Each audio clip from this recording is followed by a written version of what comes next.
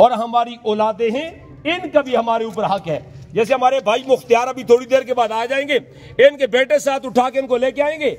और भाई अपने कंधों पर हमने अपने बाप को कांधा दिया है, और बेटे बेहतरीन काम क्या करें। आप सारे के सारे ये लोग यहाँ पे मौजूद हैं, भाई मुख्तियार के बेटे अपने बाप के साथ क्या एहसान करें।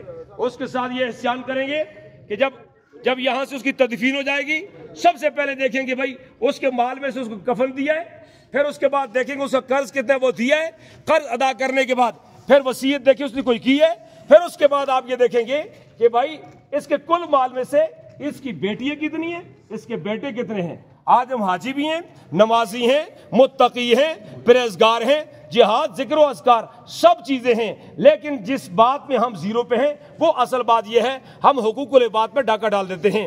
भाइयों, कयामत वाले दिन अल्लाह के सामने खड़ा होना इंतहाई मुश्किल होगा। रब्बे कायनात हमें मरने से पहले मरने की तैयारी करने की तौफीक नसीब फरमाए। जब तक जिंदा रहें इस्लाम पर जिंदा रहें, और जब मौत आए ईमान की हालत में मौत आए, और हम सब की जुबानों पर जारी हो, गवाह बना के ऊंची पढ़ लो ला इलाहा इल्लल्लाह मुहम्मद रसूलुल्लाह। मुकामी मौलवी से बात करेंगे।